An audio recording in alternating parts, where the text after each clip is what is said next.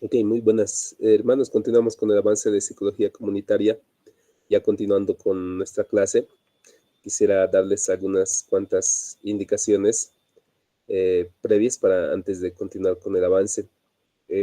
Acerca de nuestra página de la materia en el Google Sheets que se tiene, quisiera darles unas cuantas explicaciones. Bueno, tenemos acá el tutor virtual, el chat bot de la materia de psicología comunitaria, y en el sector de grabaciones van a encontrar también las grabaciones del módulo. En este caso, la anterior semana, la clase que hemos pasado. Hoy también lo voy a ir grabando y así cada una de las clases que tenemos. En la pestaña videos del módulo, ahí tenemos ya lo que es la película de Homero y las clases que debemos comentar en YouTube, las 20 clases previas para poder ir reforzando el aprendizaje que tenemos. Las grabaciones simplemente para que podamos acceder a este contenido en caso de que por alguna circunstancia no hemos podido estar presentes. Las clases se graban de lunes a jueves, la clase del día sábado no es grabada, así que les motivo siempre a estar presentes en la clase del fin de semana para hacer el contenido práctico de todo lo que estamos avanzando. Eso al respecto del avance. Vamos a continuar con el contenido que tenemos programado para el día de hoy, haciendo un retomar desde donde nos hemos quedado. Ya hemos hecho la parte introductoria de psicología comunitaria, las unidades que vamos a ir desarrollando durante este tiempo. Y habíamos hablado un poquito acerca desde la perspectiva bíblica, la necesidad de generar un impacto dentro de nuestra sociedad. Es un llamado constante en las escrituras desde el principio hasta el final. La iglesia, el pueblo de Dios, tiene una necesidad de impactar a sus comunidades aledañas. Y nosotros como iglesia actual no debemos quedar tampoco exentos de esa situación. Les presentaba a Maritza Montero, que es una representante dentro de lo que es la psicología comunitaria, en la cual podemos ir entendiendo un poquito mejor el desarrollo de cómo actualmente ya se trabaja dentro de las comunidades, entendiendo ese aspecto. Hemos visto la definición de psicología comunitaria como la necesidad o el deseo de lograr la autogestión. Esta palabrita va a ser bien importante durante nuestras clases, que es la autogestión, la capacidad de autogestionarse. Sé que a veces como iglesia debemos tratar de hacer una distinción también. Nosotros en el contexto cristiano eh, tenemos líderes, pastores, obispos, presbíteros, maestros, quienes tienen la facultad de administrar, de apacentar la grey. Desde la perspectiva de la psicología comunitaria, la autogestión involucra de que la comunidad en sí tiene que tener esa potestad y esa capacidad. Si hacemos un símil o algo en donde podría encajar de una buena manera, desde mi perspectiva, es el asunto de la tarea que el Espíritu Santo hace sobre los creyentes en empoderar. Esta palabrita justamente que viene del empoderar viene de esa situación.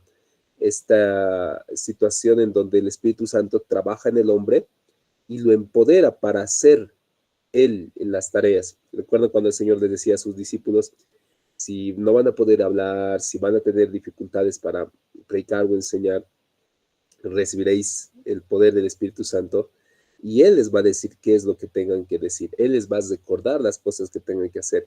Es decir, el Espíritu Santo va a empoderar al creyente. Y esto a todo creyente, no solo a obispos o presbíteros o maestros, sino a todo aquel que crea. Y esta situación entonces para nosotros es una realidad de lo que sería como objetivo de la psicología comunitaria. En este sentido, se ve la necesidad de que los individuos que corresponden a una comunidad produzcan y controlen estos cambios. También hemos hablado aquí en este punto de los modelos, ¿qué sería? Administrativos de diferentes congregaciones.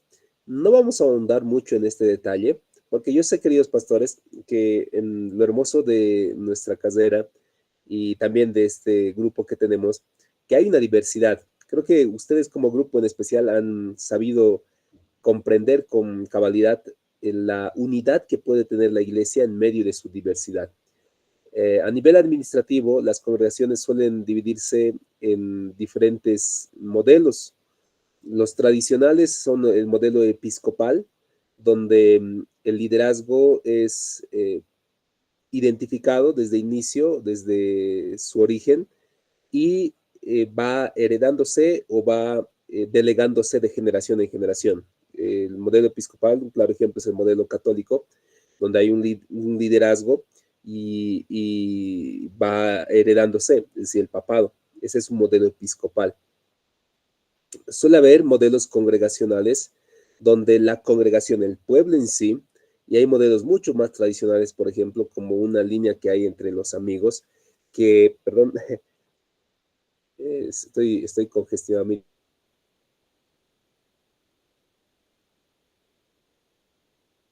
Les decía que hay un modelo entre los amigos, los cuales la congregación en sí no tiene un líder específico, sino que oran al Señor, entre comillas, y entre los hermanos de la congregación dicen, hermano, el Señor te ha dado palabra a ti, y la congregación apoya y dice, sí, es el hermano. Entonces el hermano toma liderazgo en esa posición y es quien va a presentar la palabra o va a liderar durante ese tiempo.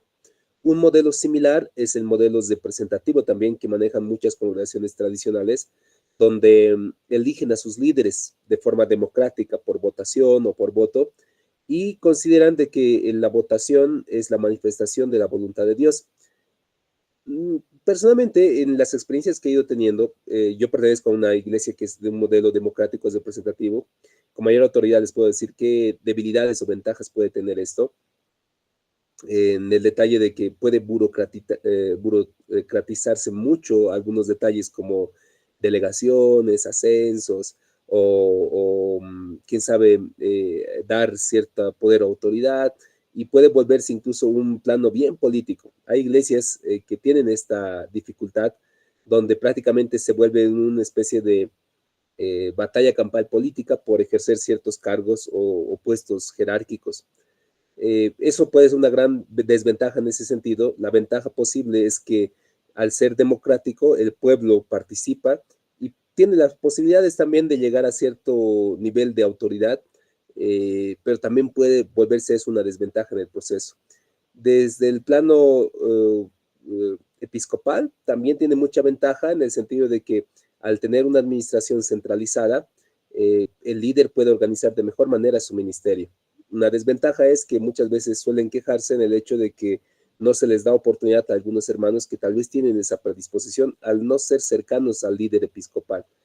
Notaron de que en ninguno de los dos modelos o tres modelos o un cuarto modelo que puede haber un modelo real. Muchos dicen el modelo real es el modelo teocrático, donde Dios es el quien gobierna. Y es cierto, o sea, en teoría, ese es el modelo bíblico que nosotros deberíamos asumir, el modelo bíblico que Israel debería haber tenido, pero ellos han decidido elegir rey, y luego ha empezado ya la división del reino y todo ello.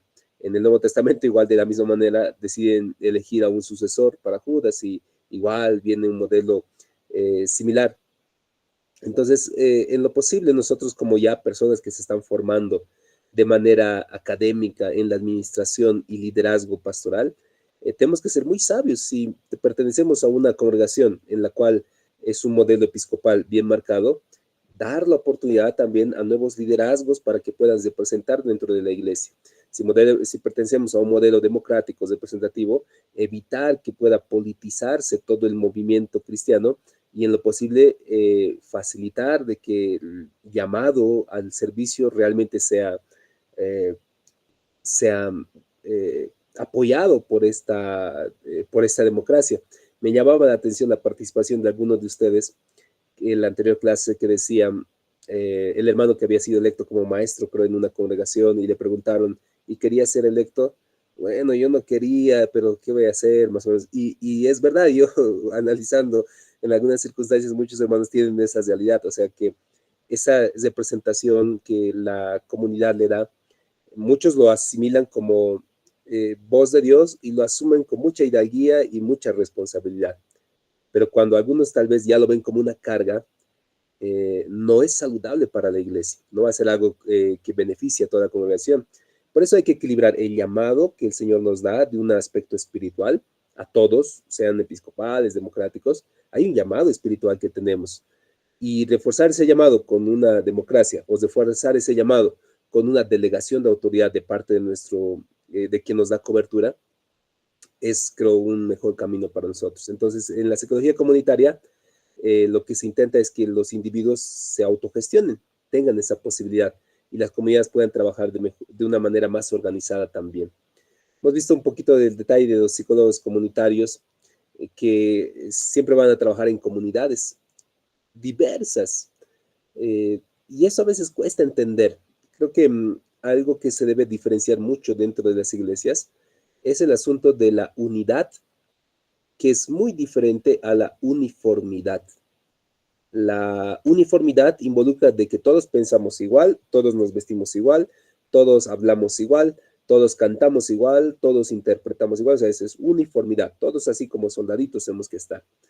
Y la unidad que representa la Biblia es más o menos esto, dentro de la diversidad. Cuando habla Pablo acerca de la unidad, en que estamos bautizados en un solo espíritu, creemos en un solo Dios, tenemos un solo Padre, habla en el contexto de los gentiles y los judíos, de la comunidad diversa que tenía en ese entonces, que no hay para Dios ni varón, ni mujer, ni griego, ni judío, ni esclavo, ni libre, sino todos para el Señor son uno solo. Debemos entender nosotros como líderes esa diversidad que tenemos en la congregación. Y somos diversos, hay hermanos fundadores, hay hermanos nuevos, hay hermanos antiguos, hay hermanos que saben mucho, hay hermanos que quieren saber, hay hermanos que no saben mucho y necesitan aprender, hay jóvenes, hay niños, hay adolescentes, hay varones y mujeres, hay una diversidad amplia.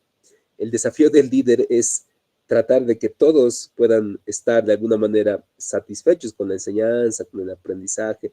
Y ahí a veces es bien complicado para nosotros, ¿verdad? Como pastores, llegar a ese punto de encantar a todos. Y aunque esa no es nuestra tarea esencial, como personas que intervienen como agentes de cambio, que es la palabra esencial de eso, agentes de cambio, recuerden, tenemos que ser parte de esta comunidad y entender su realidad. Un detalle particular, que más adelante lo vamos a ver como método de intervención de un psicólogo comunitario, es el ser parte de la comunidad.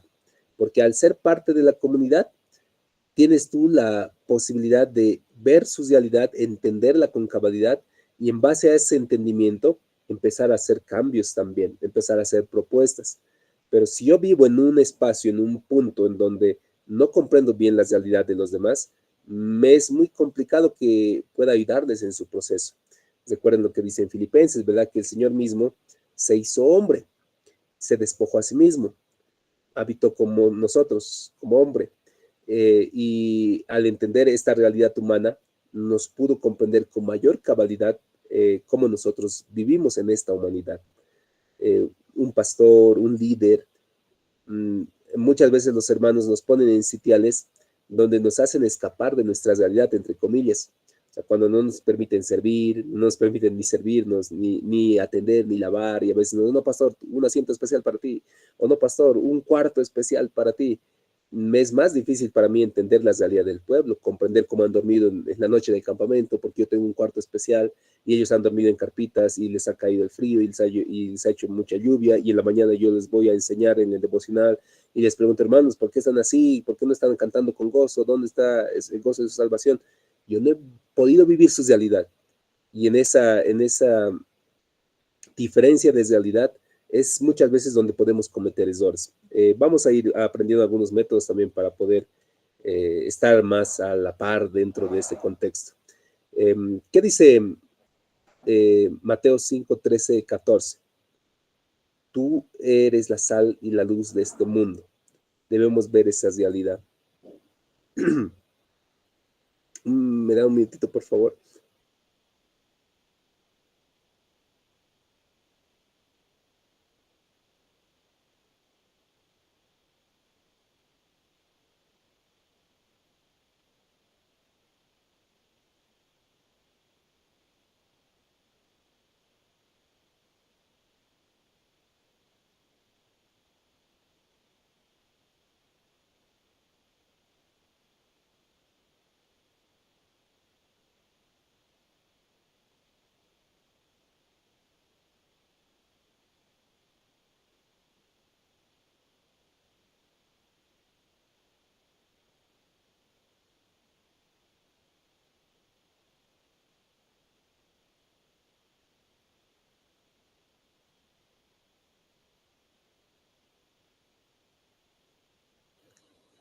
Ahora sí, mil disculpas.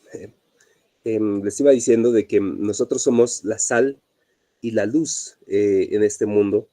Y como sal y luz, lo que el Señor reclama es que podamos tener un impacto. Eh, en alguna ocasión el Señor les llama la atención a sus discípulos y les dice: la luz no se esconde, la luz no se guarda debajo, sino más al contrario, se lo pone en lo alto para que pueda iluminar a más personas. Y la iglesia y nosotros como líderes tenemos esa vocación para llevar a la congregación en ese sentido, a que pueda iluminar.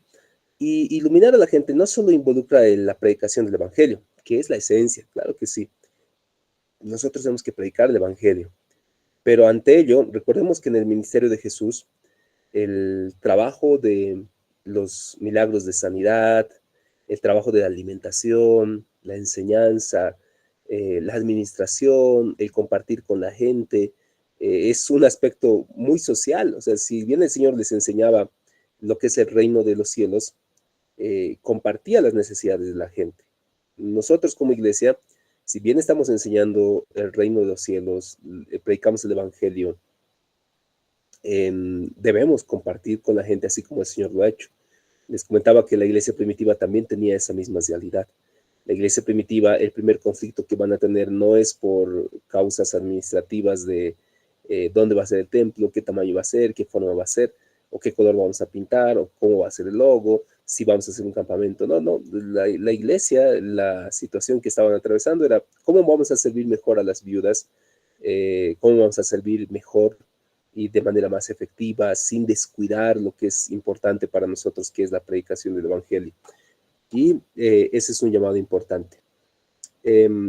Aquí nos hemos quedado, que es el aspecto del proceso histórico de la psicología comunitaria. Les adelantaba de que la psicología comunitaria va a considerarse sus orígenes en el contexto latinoamericano. Y sabemos que la ciencia de la psicología no es una ciencia antigua, ¿no? No es una ciencia así como la medicina o ciencias que ya son por miles y miles de años que se han establecido. Bueno, no miles tantos, ¿no? Unos miles de años que ya se han establecido como ciencia. La psicología se considera una ciencia moderna que tiene sus orígenes en Norteamérica y Europa para tratar de explicar la conducta humana y cómo transformar esta conducta humana a través de la experimentación. Se va a considerar ciencia la psicología en el inicio, donde van a hacerse experimentos y van a utilizarse laboratorios de conducta para replicar la conducta humana. Ese es el origen de la psicología. Y tradicionalmente, el psicólogo norteamericano, europeo, tiene una atención individual. O sea, se va a hacer un experimento individual, se va a hacer una terapia individual. Por eso cuando regularmente vemos psicólogos o series o películas o dibujos de psicólogos, suele tenerse esta imagen que tenemos ahí, ¿no? Una imagen de Sigmund Freud, que es un representante importante del psicoanálisis y que ha hecho un impacto importante para el ámbito de la psicología, y donde se hace la atención en el diván, el paciente está ahí echado y empieza a divagar acerca de sus sueños, se hacen asociaciones libres y nace en ese contexto. El detalle es que Sudamérica, como parte del continente americano, tiene un contexto muy particular. En Sudamérica, la carrera de psicología no tiene muchos años, más alrededor de 50 años más o menos, en Bolivia en especial, y en Sudamérica igual es la misma situación. La atención en psicología en Sudamérica no es tan común, ya no es tan tradicional como lo es en Europa o en Norteamérica. Entre los países donde más llegan a tener atención en psicología es Argentina, uno de ellos principalmente. Los demás países están de a poco viendo la realidad de hacer una atención en psicología y ven a la psicología como una herramienta importante para la salud humana. Pero ¿qué sucede? ¿Cómo empieza la psicología comunitaria? pongan en ese contexto. Un psicólogo viene a una comunidad rural acá en Bolivia y va a una comunidad, supongamos en el altiplano, el psicólogo ya recién formado, egresado en una universidad europea o norteamericana, con bases de psicología individual, escasamente se ve la psicología familiar. No sé si alguna vez, perdón que cite esto, hay un episodio en un dibujo animado que se llama Simpson que muestran terapia familiar con electrochoques. Uno de los primeros episodios es de estas series que muestra esta realidad. O sea, en Norteamérica la psicología familiar o la psicología comunitaria es pues escasa, prácticamente inexistente, porque la atención es individual. O sea, la atención se concentra en que si yo soluciono el problema de un individuo, suficiente, él ya está bien. Pero cuando un psicólogo de esa formación viene a algún contexto latinoamericano, donde los valores y principios son más de comunidad, les daba el ejemplo que llega a una comunidad altiplánica y en esta comunidad altiplánica el psicólogo quiere atender problemas de aprendizaje de un estudiante de 14 años que no está rindiendo bien académicamente. En su primera experiencia de atención, va a ser lo tradicional, la atención individual al individuo, para ver qué es lo que le está afectando. Entonces, se le va a hacer los estudios correspondientes, van a ver si tiene algún problema de aprendizaje neurológico o algún tipo de esta situación. Evidencian que no, que está en los parámetros normales, según la normalidad. Sin embargo, se extrañan de por qué entonces tiene problemas de aprendizaje. Y le preguntan si está estudiando en las noches, está practicando, haciendo sus tareas, y les dicen es que no tenemos luz en la casa. En la noche trabajamos en el día, no nos da tiempo para estudiar. Yo escapo un rato para pasar mis clases, dice el adolescente, porque mis papás quieren que yo sea agricultor. Y además en la noche no tenemos electricidad, estamos con velitas y en la mañana hay que levantarse temprano para ir y llevar a los animales o al ganado hacia que beban agua y a los pastizales después. En un espacio trato de venir de vez en cuando también a aprender a la escuelita, pero no me da tiempo porque tampoco tenemos para cuadernos.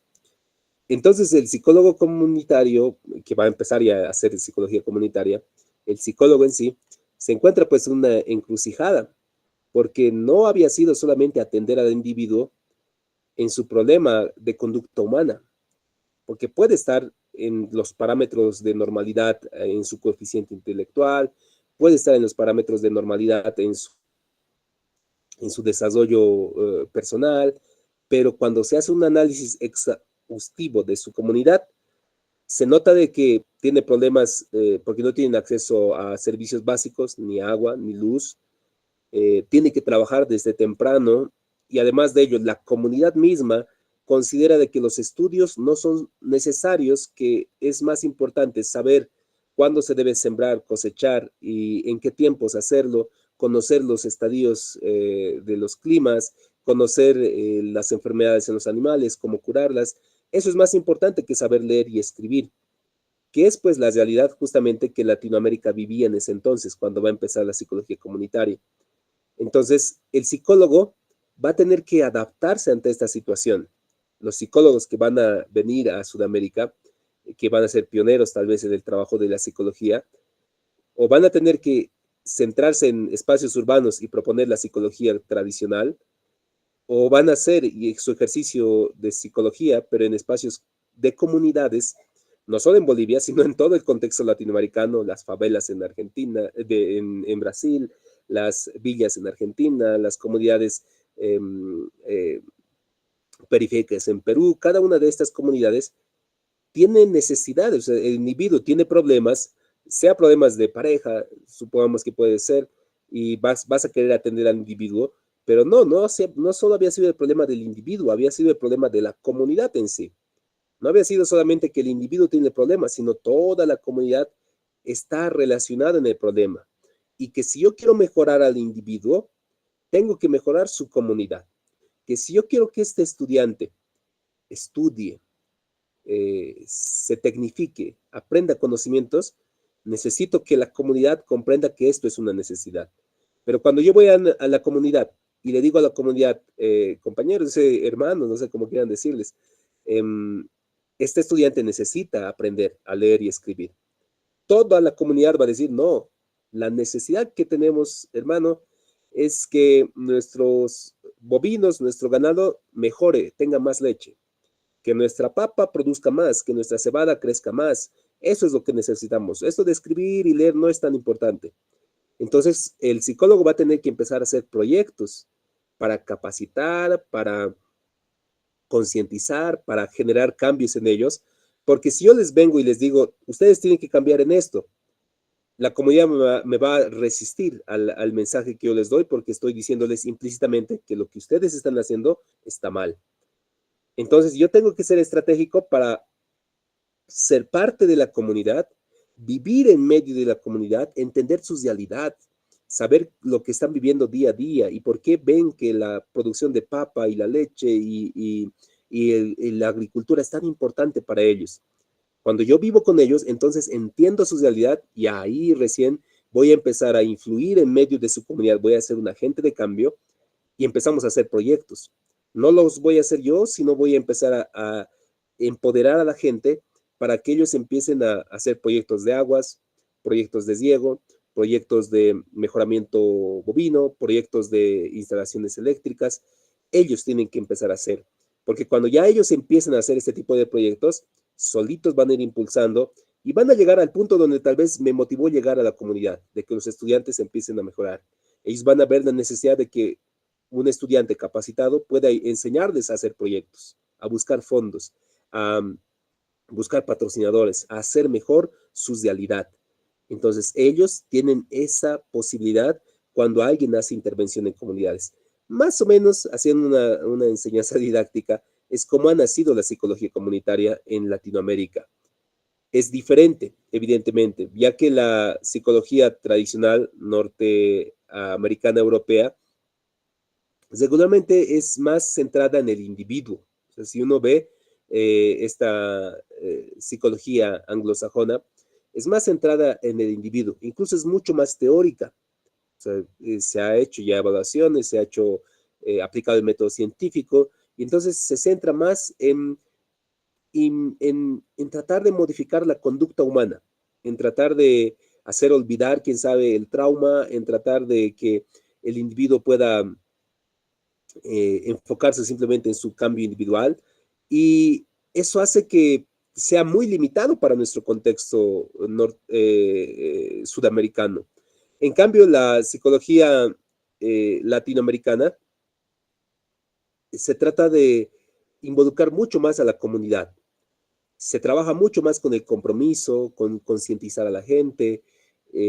Los psicólogos van a hacer más trabajo voluntariado que un trabajo individual.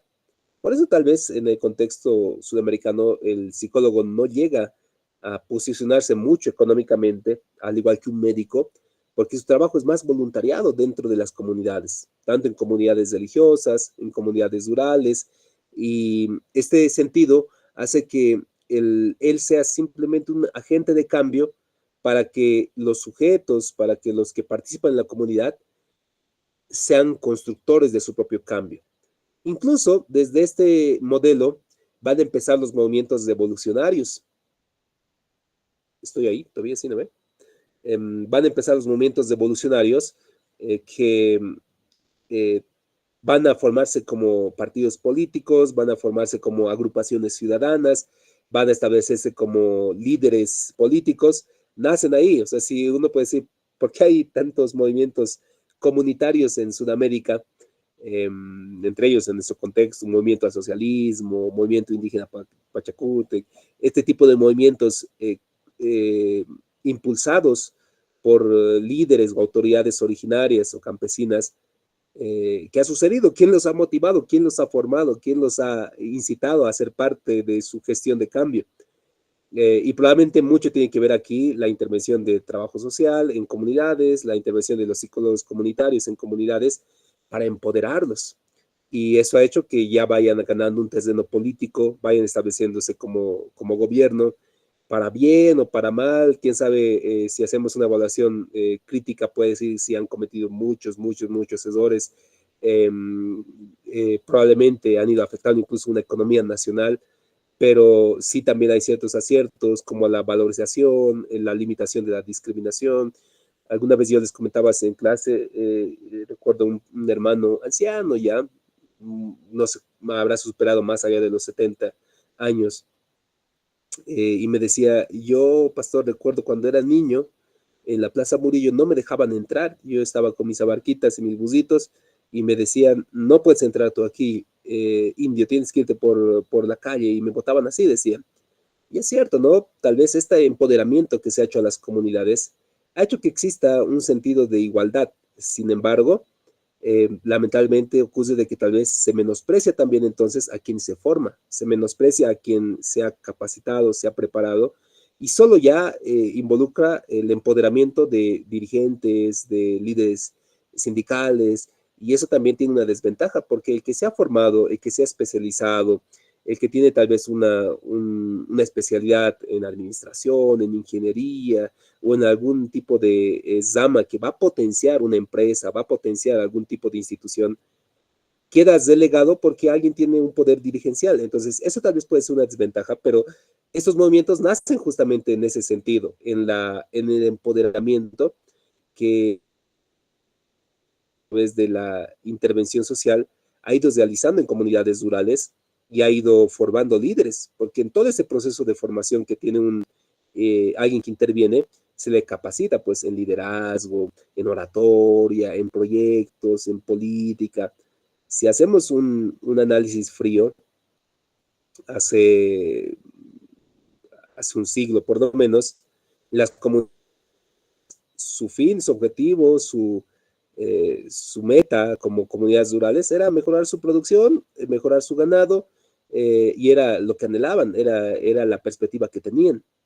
Una vez que se hacen intervenciones, se empodera a las comunidades, la perspectiva que tienen es diferente. Consideran de que tienen que ser actores políticos, tienen que producir sus cambios políticos, tienen que hacer sus procesos de cambio, y tal vez ahí es donde escapa, quién sabe, de las manos de la intervención, en donde ya toman otros rumbos, donde ya la injusticia, la discriminación, a la viceversa, en donde ya la corrupción ingresa sobre estas entidades y afecta en toda Sudamérica, lamentablemente. Haciendo un análisis, ¿no? Desde una perspectiva objetiva a lo que ha sucedido. Luego de ello, en este proceso, la psicología comunitaria se va a establecer por fases hasta establecerse como parte de una rama de la psicología. La primera fase de la psicología comunitaria es práctica teórica.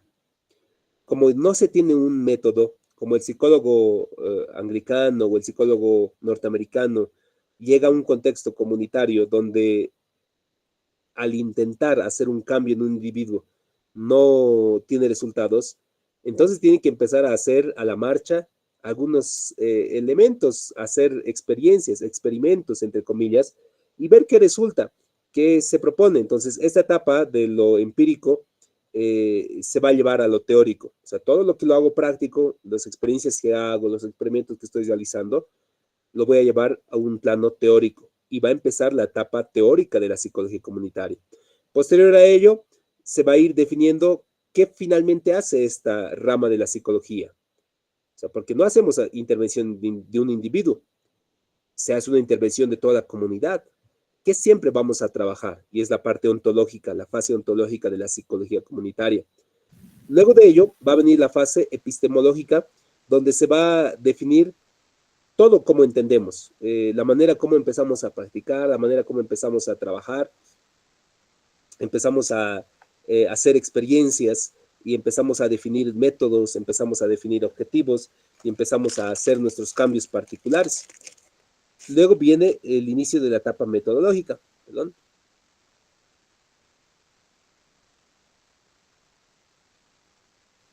En la etapa metodológica ya se define con cabalidad qué métodos tenemos. Más adelante vamos a ver los métodos que aplica la psicología comunitaria para producir cambios, investigación, acción, los métodos de intervención en comunidades, todos estos métodos, el FODA, cada uno de ellos que vamos a ir repasando también. Las entrevistas, todos los grupos focales, todos estos elementos. Ya viendo que se está estableciendo como una rama de la psicología, implica determinar el plano ético. ¿Qué podemos hacer y hasta dónde lo podemos hacer? ¿Cuánto puede cambiar? Recuerdo la semana pasada les decía a una docente que nos explicaba y nos daba una definición de psicología como el arte de la manipulación, la sugestión. Un psicólogo tiene que tener la capacidad de sugestionar, de producir cambios en la conducta humana a través de la palabra, a través de la instrucción, a través de la enseñanza, de la guía. Sin embargo, al tener este poder, uno puede verse tentado de manipular a toda la comunidad para que la comunidad dependa de mí, para que me elija a mí como su representante o me elija a mí como su alcalde, porque yo tengo el poder y el conocimiento, soy el quien hace proyectos, soy el que sabe, sujeto supuesto saber. Pero entonces va a definir un plano ético en donde se va a delimitar hasta dónde puede hacer la intervención la psicología comunitaria y cuando ya sobrepasa lo plano ético dentro de su intervención. Y por último, entender también cómo dentro de las comunidades y como teoría se va a hacer un paso al plano político, cómo se va a empezar a dar voz y voto a las comunidades, explicarles su derecho, explicarles los deberes y responsabilidades que tienen, las posibilidades que tienen de organizarse políticamente, de hacer movimientos, de hacer sindicatos, de hacer agrupaciones ciudadanas, de centralizarse, de entender de que son más fuertes unidos que separados y cosas así, que es impulsado también por el aspecto de la psicología comunitaria. Pareciese como que los psicólogos comunitarios y trabajadores sociales que han hecho intervención para esta época pueden ser como los enemigos para algunos, ¿no? Porque pueden decir, no, son los que han empoderado entonces a los movimientos indígenas, a los movimientos campesinos. Entre comillas, sí, pero como les decía el análisis también, es también para un bien. O sea, como iglesia deberíamos notar desde esa realidad en donde la discriminación, el dar la igualdad para todos, que es un principio bíblico también, es necesario dentro de nuestro contexto. ¿Cómo es el proceso de cambio desde la perspectiva de la psicología comunitaria? Dentro de lo que es su metodología, los métodos de la psicología comunitaria, uno de los elementos importantes es el asunto del proceso de cambio. No estamos hablando del proceso de cambio político del movimiento al socialismo, sino del método de la psicología comunitaria. Miren que desde ahí incluso viene este detalle, ¿no? El proceso de cambio. ¿A qué se refiere? Entre los métodos principales está esto, que es el proceso de cambio en una comunidad. Yo quiero generar un cambio en mi comunidad, debo empezar a hacer ciertos pasos. Y entre ellos, principalmente, está, e inicialmente, está el asunto de la sensibilización. En mi comunidad, en donde cual yo quiero, no sé, supongamos, volviendo al ejemplo que les decía de, quiero que los jóvenes y adolescentes vayan y sean escolarizados, tengan actividades escolares, aprendan a leer y escribir mínimamente. Pero la comunidad no está consciente de esto y ellos consideran de que la agricultura, la ganadería, es lo que debería importarles más a ellos. Entonces, ¿cómo hago yo para que mi comunidad tenga esta posibilidad, este cambio, para que su pensamiento cambie? Entonces, estos 4 pasos son los métodos que suelen utilizarse inicialmente en intervención. Uno, la sensibilización. Voy a sensibilizar a la comunidad, voy a hacerles concientización de lo que va a ocurrir y voy a motivarles para que empiecen a hacer el cambio, para finalmente producir ellos el cambio, tomar acciones. Supongamos que esta comunidad no ve esta realidad, entonces yo les hago la sensibilización y les digo, miren, hermanos, compañeros, si nosotros no capacitamos a nuestros niños, ellos van a ser agricultores y está bien. Sin embargo, al ser capacitados ellos, van a mejorar nuestra agricultura. Vamos a poder vender a las otras comunidades. vamos a poder capacitarnos mejor, vamos a tener mejores instalaciones, nuestro ganado va a mejorar. Entonces yo empiezo a darles la realidad de lo que puede suceder. Además de ello, voy a una etapa de concientización en donde voy a explicarles la manera como ellos tienen que hacer. Porque si les digo, miren, si ustedes van a hacer que sus hijos estén todo el día en el campo, cuidando al ganado, hay otros niños que también van a estar estudiando y ustedes tienen que tomar conciencia de que ellos también van a tomar ventaja. Los motivo a producir estos cambios y para que ellos tomen acción también correspondiente en esta realidad. ¿Qué tal si yo quiero hacer un cambio dentro de la iglesia, aplicando este método de la psicología comunitaria?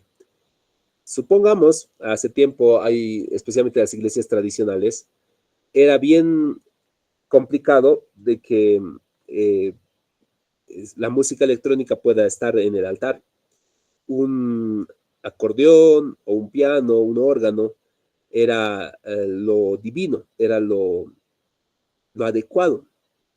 Les hablo de las iglesias tradicionales, yo pertenecía a una de ellas, yo pertenezco a una de ellas. Y me gustaría tal vez por el hecho de que los jóvenes también están en una realidad diferente, puedan introducirse la música electrónica, entre comillas, una guitarra electrónica, un bajo, una batería, un teclado. Entonces, debo empezar a proceder de esta manera, sensibilizar al liderazgo, sensibilizar a la gente, hacerles conscientes de que estamos en una realidad diferente y motivarles a que produzcan estos cambios y producir esos cambios.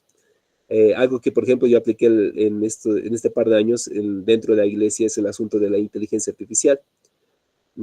Ahora creo que ya es natural. Ya veo con alegría que muchos pastores están utilizando inteligencia artificial para hacer varios trabajos automáticos y está bien para hacer correspondencias, muy bien. Y lo están haciendo ya. Recuerdo que en la primera etapa, donde se ha sensibilizado a través de redes sociales, a través de cursos y capacitaciones, había mucha resistencia.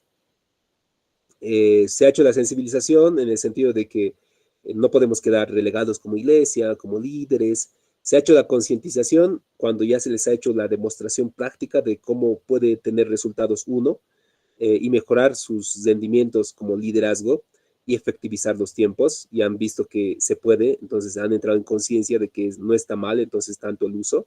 Se les ha motivado a ejercitar entre ellos y hoy por hoy han tomado acción. Yo veo que muchos ya líderes, pastores, sacan incluso cursos y está bien. Pero recuerdo que en una etapa inicial, hace 2 años, cuando la gente pensaba que la inteligencia artificial era del diablo, recuerdo que me bombardeaba con muchos mensajes en mis redes sociales, incluso a nivel privado, diciéndome de que esto es algo de Satanás, que no es correcto que la iglesia entre a este mundo, que no debería confiarse en eso y cosas así, desprestigiando, quién sabe, a nivel profesional inclusive. Pero ahora veo que muchos ya lo usan y eso me parece genial. ¿Qué se ha aplicado? Se ha aplicado el método de la psicología comunitaria, que es el proceso de cambio. Sensibilizo, concientizo, motivo el cambio y tomamos que ellos puedan tomar acciones. Eh, eh, perdón, se tiene la lámina. Una explicación del comportamiento y conducta social. Es importante también indagar. Recuerden que la psicología comunitaria tiene origen en la psicología tradicional, la psicología anglosajona, la psicología norteamericana. Y la teoría psicológica regularmente viene desde un contexto norteamericano y europeo.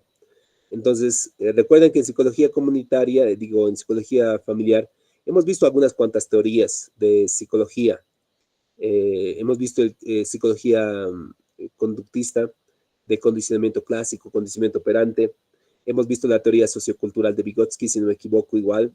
Hemos visto la psicología cognitiva también de Piaget. Y para explicar el comportamiento y conducta social, la psicología comunitaria se va a tomar de estas teorías para explicar un poquito por qué estas comunidades se comportan, cómo se están comportando actualmente. Y es interesante ver estas teorías. Como alguna vez les decía, siempre que escuchen teorías en cualquier clase, incluida la mía, siempre consideren de que es una teoría, no es una verdad absoluta. Y a veces eso es chocante para algunos, ¿no? ¿Por qué están enseñando eso? porque son teorías y es bueno saber qué dice la teoría. No es una verdad absoluta para nosotros, es una manera de explicar de una comunidad y a veces puede ser suficiente para explicar ciertas circunstancias. Entonces son teorías. ¿Por qué las comunidades o por qué los grupos se comportan como se comportan? ¿Por qué cierta agrupación decide saquear? ¿Por qué cierto movimiento decide empezar a movilizarse y golpear y pintar las paredes y desordenar y hacer publicaciones agresivas?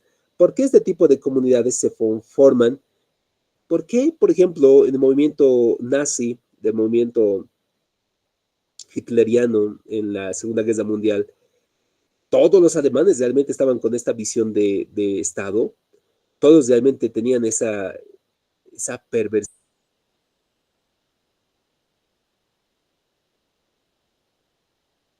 de matar a la gente, de diga esto no es correcto. ¿Qué es lo que ha sucedido? ¿Cómo ha pasado?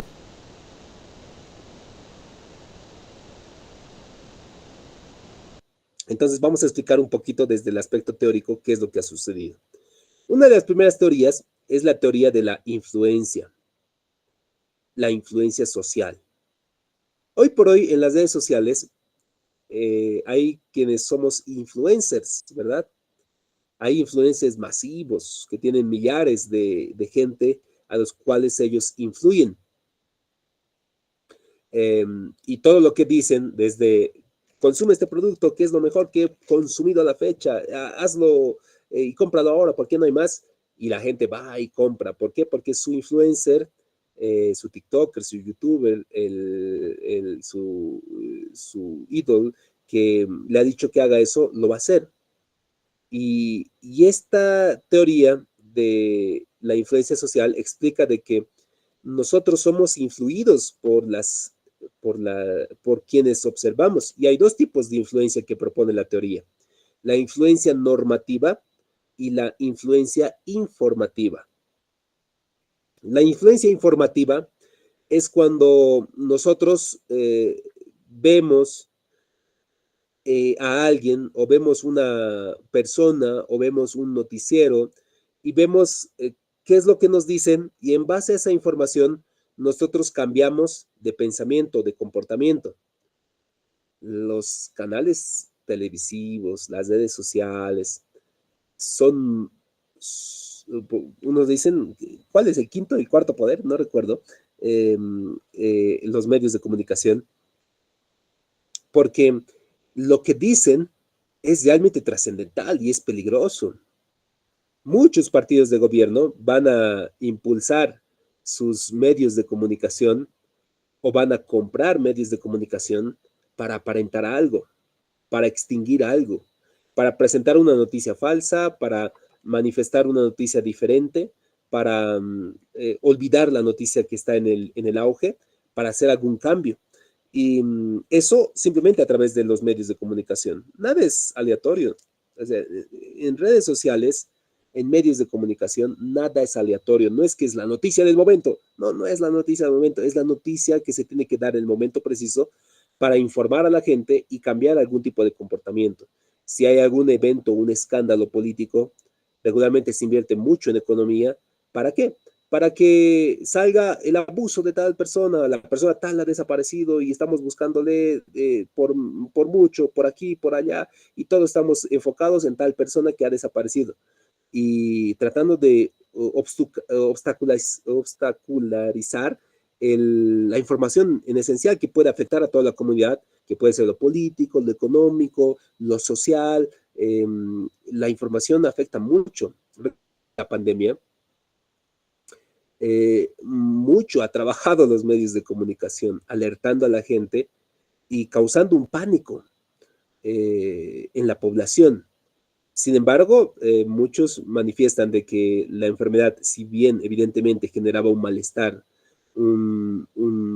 general terrible, fuera de lo común, miedo es lo que hacía que las defensas puedan debilitarse en gran manera y afectar mucho más la salud de la persona. Y los medios de comunicación a diario, yo recuerdo que salían, decían, hoy ha muerto, así como conteo, ¿no? Han muerto 124 personas. Y al día siguiente, hoy ha muerto 43 personas. Y era pues la noticia y era eso. Y eso es lo que le alimenta. La influencia informativa hace que nosotros lo que consumamos, lo que nos informemos, nos dañe, nos afecte. Sean muy selectivos y aprendan también a la iglesia a que sepan informarse, a que sepan bloquear canales o bloquear páginas que informan o desinforman más que informar a la población, generando pánico, generando miedo, generando angustia, generando rabia, enojo. Más al contrario, Pablo incluso decía, en esto pensad, en todo lo bueno, en todo lo justo, en todo lo buen de nombre, en todo lo correcto, si es que hay algo digno de mirar, en eso pensemos. Entonces, la influencia que recibimos a través de la información afecta mucho, queridos hermanos, y eso genera un comportamiento diferente de toda la comunidad. Entonces, hay que cuidar lo que se informa también. Y aquí es doble filo, ¿no? Nosotros como líderes también debemos cuidar a veces lo que se informa dentro de la congregación. Y ahí tal vez es un plano ético. Por eso considero de que algunos, por ejemplo, suelen esconder escándalos religiosos porque saben que ese escándalo religioso, si sale a la luz pública, afectaría mucho a la comunidad, porque ese líder es un líder reconocido, porque ese líder es un líder respetado, porque afectaría el testimonio de toda la iglesia, y esa información queda, se limita. No sé si alguna vez han visto esa realidad. Esa es la explicación teórica de por qué hacen eso, para no afectar a la comunidad, para no afectar a todos. Ese es un tipo de influencia. El otro tipo de influencia es la influencia normativa. Recuerden que viene norma de normal. La norma o lo normal es lo que seguramente hace la mayoría de la población o el grupo de población que a nosotros nos consideramos que nos representa. Entre ellos, por ejemplo, cuando yo sé que en mi universidad, en la carrera que estudio, lo normal es no llevar Biblia, entonces mi comportamiento va a cambiar. Yo no voy a llevar Biblia porque eso es lo normal. Me siento fuera de lo normal y empiezo a cambiar mi comportamiento adecuando a la norma social, a la influencia social. Eso es lo que finalmente cambia el comportamiento dentro de nuestra comunidad. No sé si les había presentado, hay un video que explica esto de la influencia normativa de un experimento. Me recuerdan, tal vez en psicología de familia probablemente les he presentado en la etapa de influencia social, de un estudio o un estudio donde se tienen que parar algún timbre y suena un timbre y tienen que ponerse de pie. Creo que no, les voy a mostrar. Entonces, dentro de el trabajo de la influencia normativa, hace que nosotros nos adecuemos a la norma de la sociedad. Si la sociedad establece de que el movimiento LGTB es lo adecuado y lo correcto y nosotros tenemos que adecuarnos ante esa realidad, entonces se hace normal. Y si yo opino diferente, si opino algo fuera de lo común, entonces yo soy el que está incorrecto, porque estoy fuera de la norma. Esa es la influencia social normativa, porque es algo normal. Miren, les voy a compartir un video que explica esta realidad.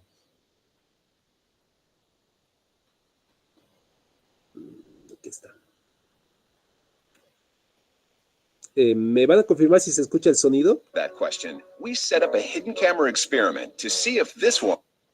¿Se escucha el sonido? Gracias. A ver, vamos a ver un minutito este videito. 2 minutitos solo. Would stand up at the sound of this tone, simply because everyone else is. You might be thinking you'd never go along with this. Or would you?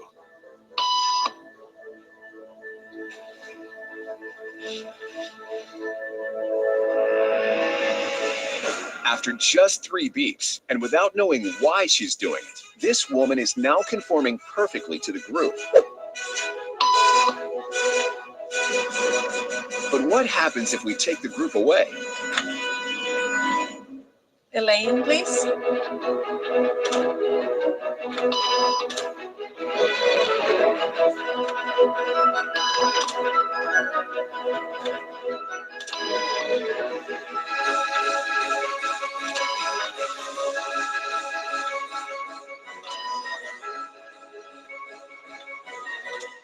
Okay, now she's alone. The crowd is gone and nobody is watching her except our hidden cameras. What do you think she'll do?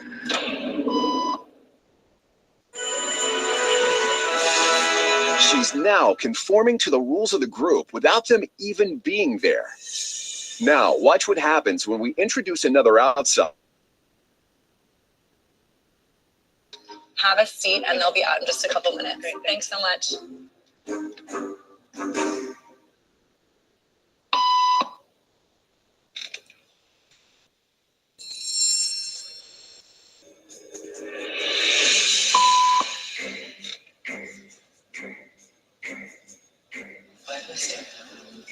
Everybody was doing, so I thought I was supposed to. Think she'll teach the new guy what to do?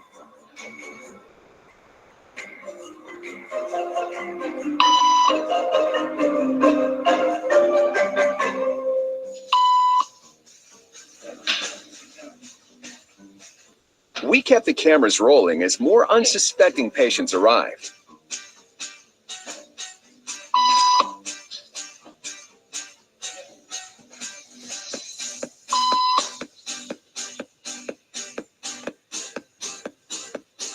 And slowly but surely, what began as a random rule for this woman has now become the social norm for everyone in this waiting room.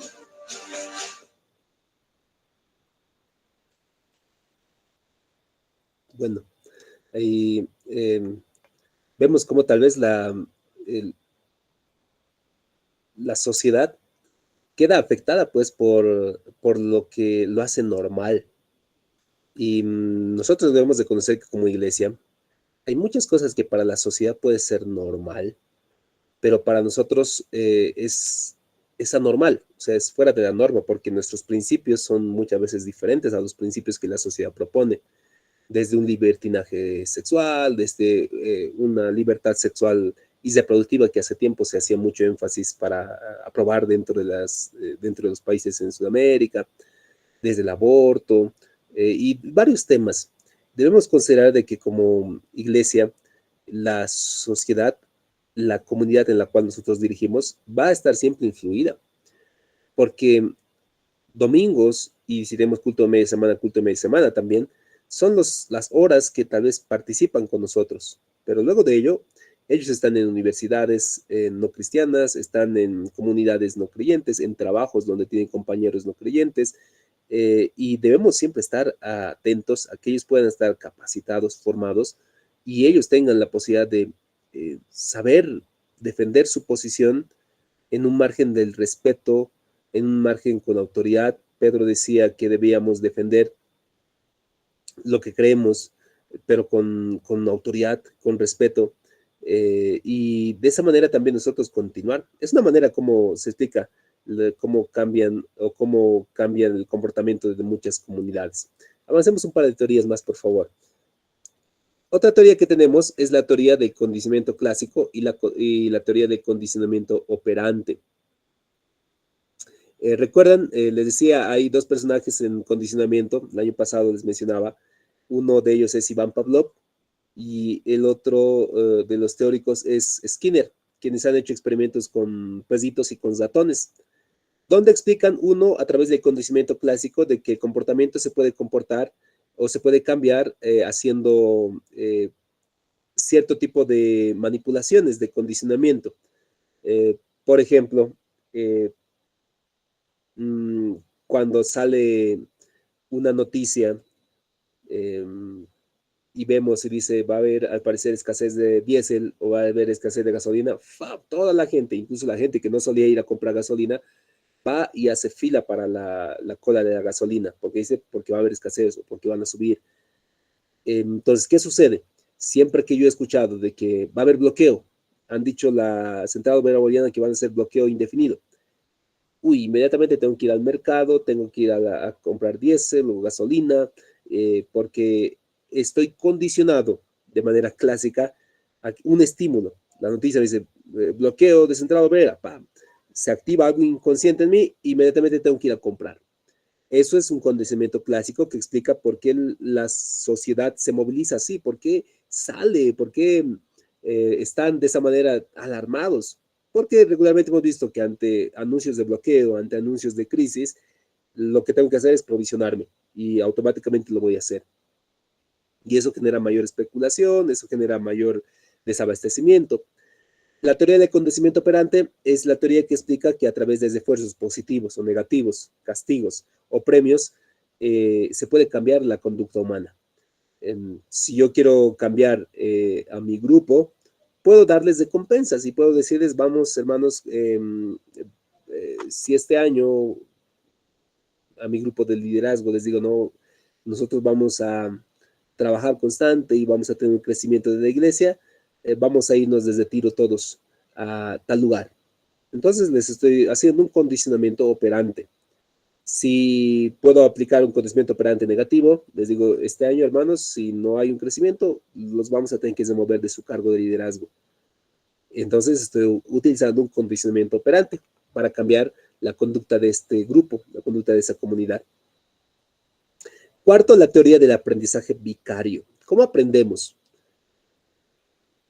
¿Han tenido alguna vez una experiencia en donde no saben qué es lo que tienen que hacer y entonces empiezan a levantar la cabeza y observan y verifican qué es lo que deben hacer?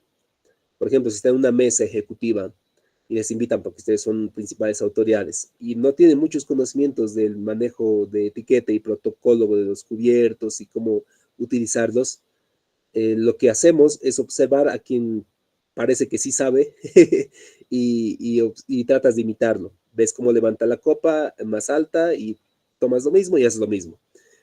Cómo toma los cubiertos y tratas de hacer lo mismo. Tratas de imitar. Eso se llama el aprendizaje vicario o el aprendizaje por observación. Nosotros como comunidades también utilizamos ese aprendizaje vicario por observación. No se puede ver, digamos, una realidad diferente a través de la globalización, a través de las redes sociales. Las comunidades consideran que necesitan algo porque ya lo han visto que la otra comunidad lo tiene. No había mucho canchas de césped sintético hace años.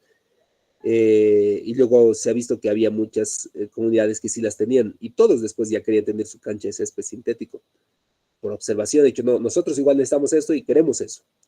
Antes su pensamiento era centrado en sí mismo y decían, no, lo único que necesitamos es agua, luz, mejoramiento bovino y ganado y agricultura. Pero ahora que vemos, necesitamos también una emisora de radio. Necesitamos nosotros un puesto de antena de internet. Y vemos que por aprendizaje, por observación, nosotros hacemos un cambio de toda nuestra sociedad. La teoría sociocultural, la última teoría, es la teoría que propone Vygotsky, en donde menciona de que todo nuestro entorno genera cambios en nuestro comportamiento social. Mi familia es influida por la iglesia es influida por la denominación es influida por lo plano social político, nuestro país es influenciado por la región es influenciada, o sea, todo es como una cadena de cambios sociales a nivel cultural y que todos estos cambios producen un cambio interno en el individuo. Y por eso es importante ser selectivos también con los círculos o espacios con quienes nos rodeamos también en el proceso. Es la manera como explicamos también el cambio y comportamiento social. Preguntas, queridos pastores, comentarios. ¿Qué opinan acerca de lo que hemos aprendido el día de hoy? ¿Qué opinan acerca del origen de los movimientos políticos, sociales, revolucionarios, indígenas, comunitarios de nuestras comunidades sudamericanas? Pastora Melanie, muy buenas noches.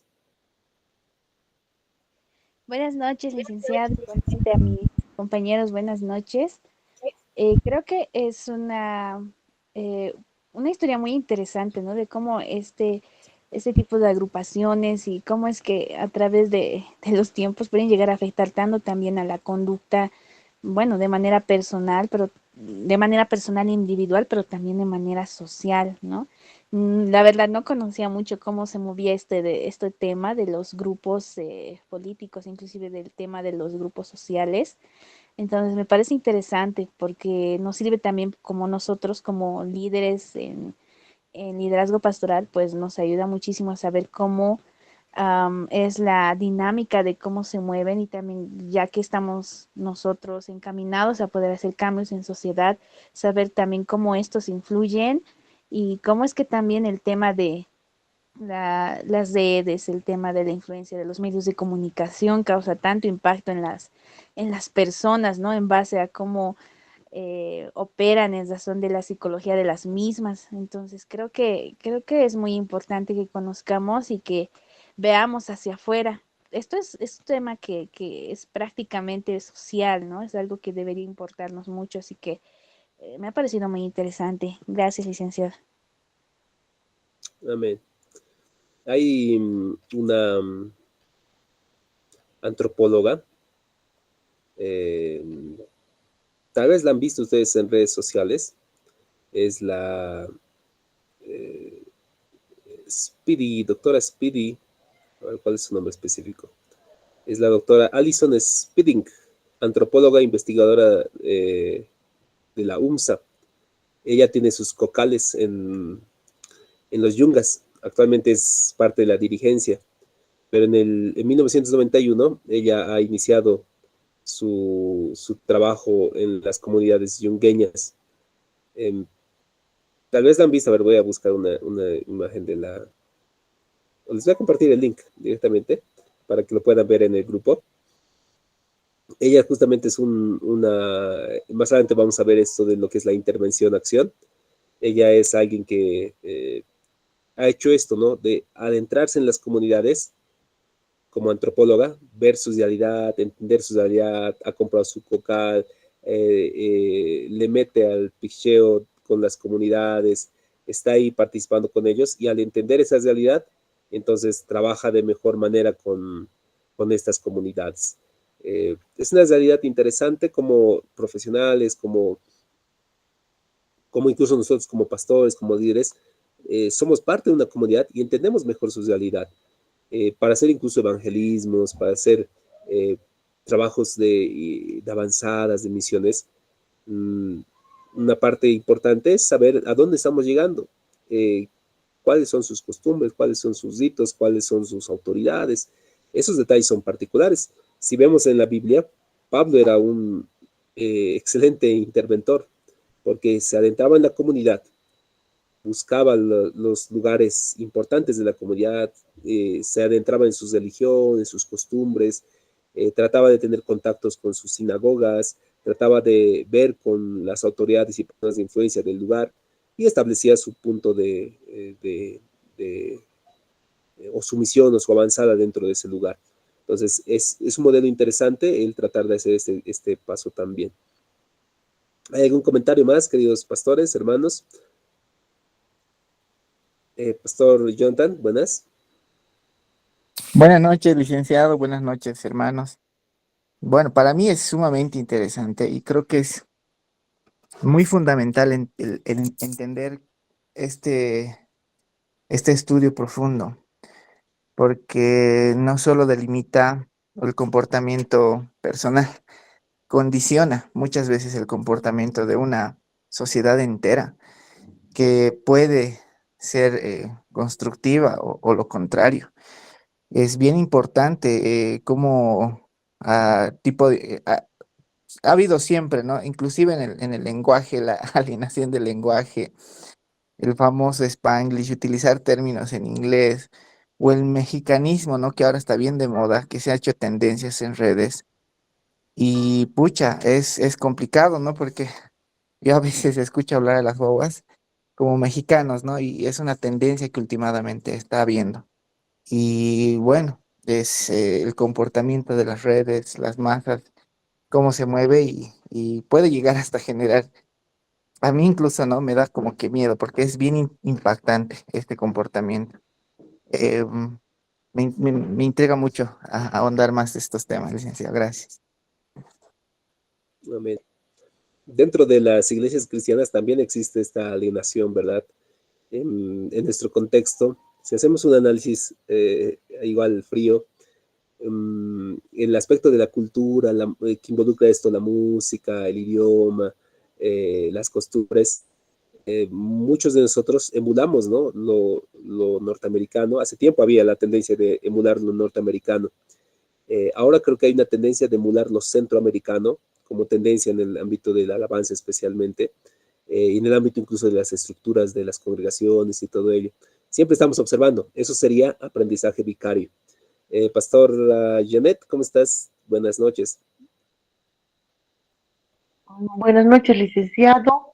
Buenas noches, hermanos. Sí, es algo bien interesante lo que hemos tocado el día de hoy, ¿no? Como por ejemplo, lo que más me llamó la atención a mí fue algo que usted dijo, ¿no? Que la palabra norma viene de normal. Entonces es lo que vemos muchas veces a nuestro alrededor, vemos algo como norma y yo más que todo esto que decía, como un ejemplo que yo puedo poner, por ejemplo, es una norma, ¿no? Ir a las elecciones, no sé si está bien el ejemplo, y votar, porque es lo que nos piden, por ejemplo, en el banco, la papeletita.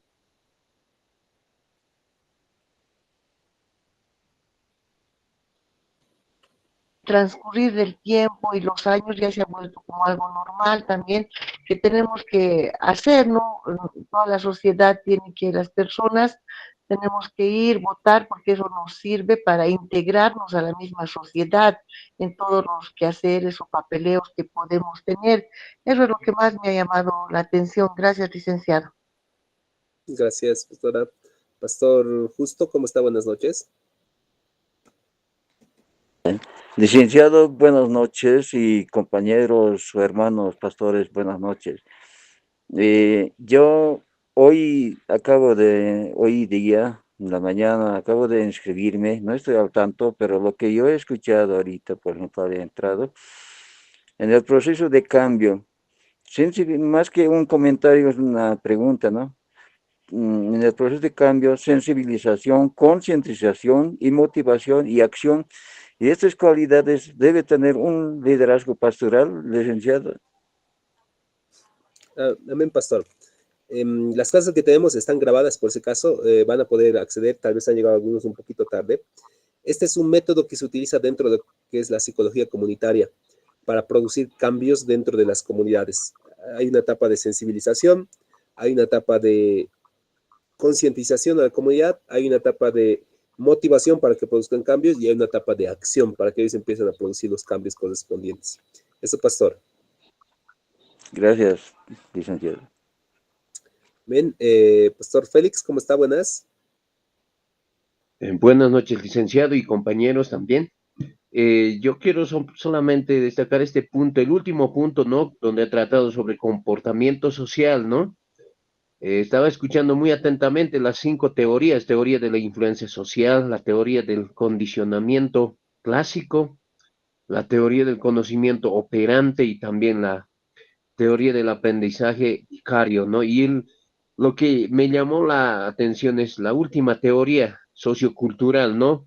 Esta teoría había sido planteado por Vygotsky, dice, ¿no? Entonces, él mismo hace énfasis en la interacción de los jóvenes con el entorno que les rodea, ¿no? Entonces, vemos pues en la vida práctica, ¿no? Realmente cómo muchos jóvenes son influenciados realmente por el entorno que les rodea, ¿no?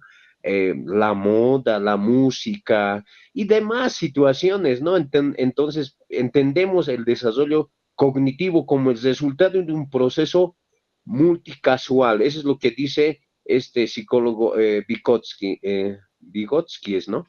Eso es lo que quiero simplemente argumentar, licenciado. Muy bien, pastor. Bien apuntado también. No sé si hay algún comentario más, queridos pastores. Recuerden que esta semana tenemos que ir ya desarrollando los wallpapers correspondientes, ir comentando los videos en YouTube. Pastor Marcelino, buenas. Licenciado, buenas noches. A mí la verdad me llama la atención la teoría sociocultural, ¿no? Y ahí es donde, como decía mi compañero Félix, los jóvenes se comportan en el contorno como viven, más o menos algo así, ¿no? Pero ahí también las iglesias, creo que estamos siendo afectados, ¿no? Por esta teoría. ¿Por qué? Porque creo que estamos copiando tal vez el género musical, ¿no?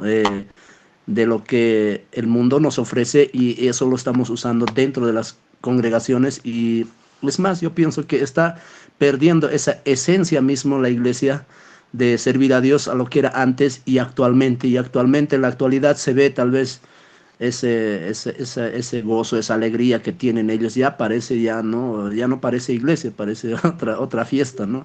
Entonces, esta parte de esta teoría creo que es peligrosa bastante para los líderes religiosos también en nuestro tiempo, debemos actuar. Por eso debemos utilizar, qué sé yo, la sensibilización, la concientización y la motivación y debemos actuar como tales, ¿no? Como cristianos, como servidores de Cristo, ¿no? Eso sería mi aporte, licenciado. Bien. Muy bien, Pastor. Pastor Demetrio, ¿cómo está? Buenas. Buenas noches, licenciado. Buenas noches, compañeros. Es muy importante, ¿no? Por ejemplo, el comportamiento y la conducta social, ¿no? No olvidemos que el comportamiento, ¿no? Es la manifestación externa de las acciones, ¿no? Y reacciones de la persona o puede ser de un individuo, ¿no? Entonces, en cuanto a la conducta, ¿no? Es un tipo de comportamiento también que implica, ¿no? Intencionalidad, orientación hacia un fin. Un ejemplo yo puedo hacer en las congregaciones, por ejemplo, nosotros como líderes, nuestra conducta es muy importante, ¿no? Para influir a los demás, a los que nos siguen, ¿no? Muchas veces la conducta del líder, hay mucho que desear, ¿no? Por ejemplo, hay líderes que demuestran totalmente la conducta, ¿no? Totalmente